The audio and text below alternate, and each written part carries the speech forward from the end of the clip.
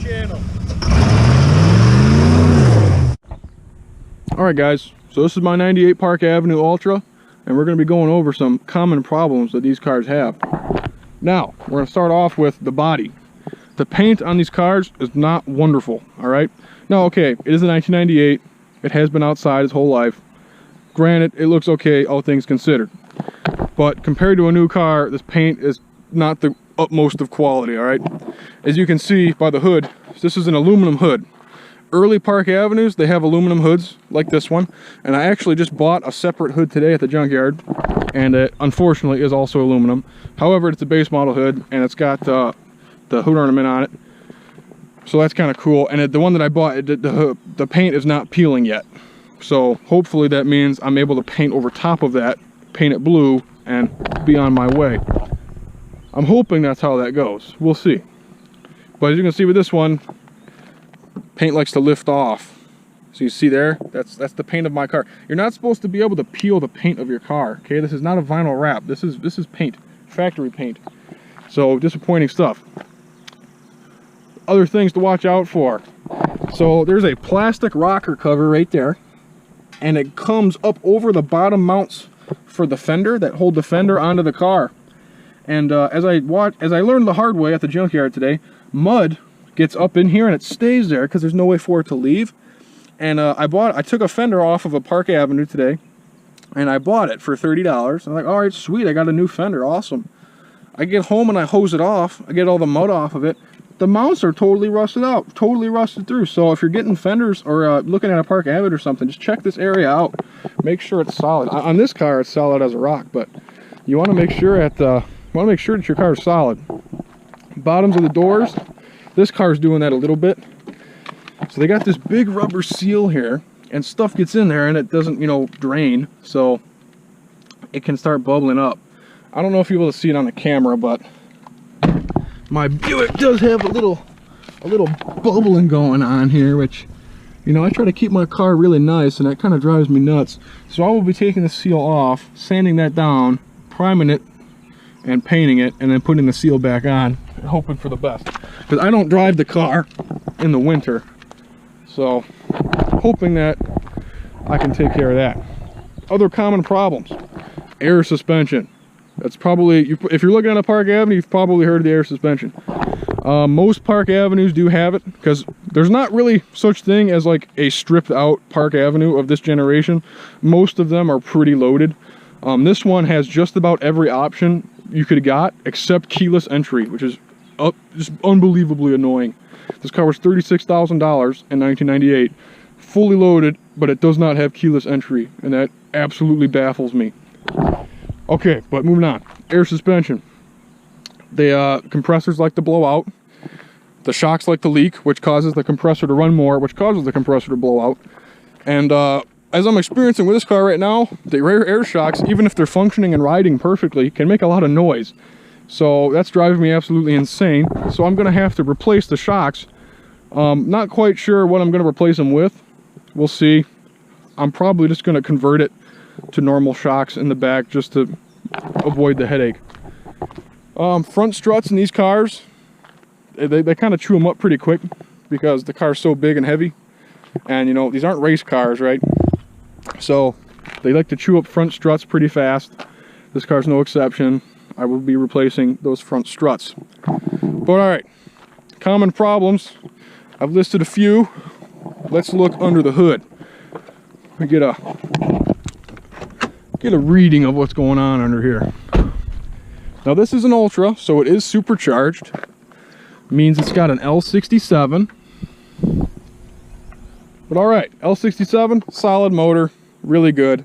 They run forever, even with the blower. The naturally aspirated ones, they run even more forever. So really solid engines. Transmissions, on the other hand, they're kind of iffy. If you get a naturally aspirated one, your transmission's probably going to be fine. And if you drive it like a Buick, you're going to be fine. The transmission's going to last you forever. But when you get the supercharged one, you're putting down 280 pound-feet of torque. 260 of that is available from 1600 RPM. And then you're going to put that in a 4,000 pound car that's like 50 feet long, and then you're going to stomp on it all the time. Okay, the transmission, it's going to die, and it's going to die probably pretty quick. So it's something to keep an eye on.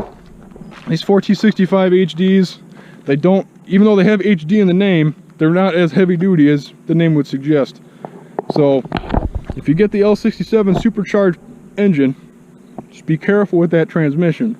Otherwise, be prepared to replace it or rebuild it. Other than that, powertrain's rock solid. You're not going to have to worry about this engine. The most expensive thing you could ever do to this engine is replace it, and they're very cheap to replace, so not a huge deal. That's really all that needs to be said under there. Now, let's go on to some common problems on the inside. Now, this car does have a console. Most of them have bench seats. It really doesn't matter. There's not a whole lot going on there. But this car has a heads-up display, and it does function. I can demonstrate that for you. I don't know if you'll be able to see it on the camera, but mine does work, and it works just fine. There we have it. 0 miles per hour, because we are stationary. But common problems these cars have is sometimes the heads-up display will not work at all. It'll be burned out. It'll have certain parts of it won't show light up anymore. It is what it is. Another thing is you have this little message system down here, and it a lot of times the tire pressure monitoring system that these cars have, it's really primitive, and it's usually never accurate. So pretty much every time you start the car up, it'll say check tire pressure, and then you have to hit some buttons and it'll go away. But I don't know how to get rid of that. I've checked the tire pressure's spot on, so it's really quite annoying. But another big common problem that these cars have, and it's not just these cars, it's the LeSabres, it's the old Park Avenues, it's all the Buicks that have this setup of HVAC. If it's got this setup, it's going to have the problem that I'm going to tell you right now. So these cars have what's called blend doors, one for the passenger side and one for the driver's side, because they have dual zone climate, right? Well, dual zone climate sounds like a fun thing, you know, all right, cool, you can have the different sides of the car be different temperatures, that's all fun and dandy, except when they break. So this car, the air conditioning has a leak. If you charge the air conditioning up, the air conditioning works, but only, excuse me, only on the passenger side of the car, which is, I usually drive by myself, so you know, I don't really have any friends, so it's really annoying when only the passenger side of my car has air conditioning. So I will be having to replace my driver's side blend door, and hopefully that will help me out. And I also like to try to track down my AC leak, because this week has been unseasonably warm in Michigan, and it's kind of taking a toll on me, okay? Maybe I'll lose some weight, maybe I'll get a Corvette then, but that's unlikely. But all right, yeah, HVAC systems with a dual zone climate can be kind of tricky, so I will be experimenting with that some more. Hopefully I am successful in my endeavors with my HVAC repairs. But that's really all there is to these cars. Sometimes they eat window motors, but every car eats window motors. I've done window motors in LeSabres. It took me like a half hour, pretty easy, pretty cheap, not a big deal. I have had the heated seats go out in LeSabres, but this heated seat works just fine, but I think the heated seats can be kind of a problem just with them not working. I don't think there's like a fire risk or anything, it's just they just sometimes don't work. These ones, I got lucky, they work, but I don't drive the car in the winter, so I don't really care. That's just my luck.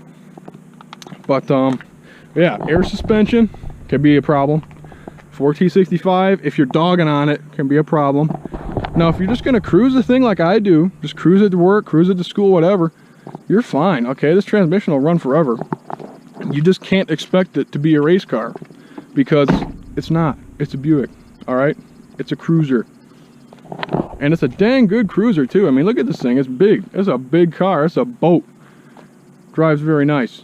But suspension, transmission, HVAC, those are the big three with these problems with these cars.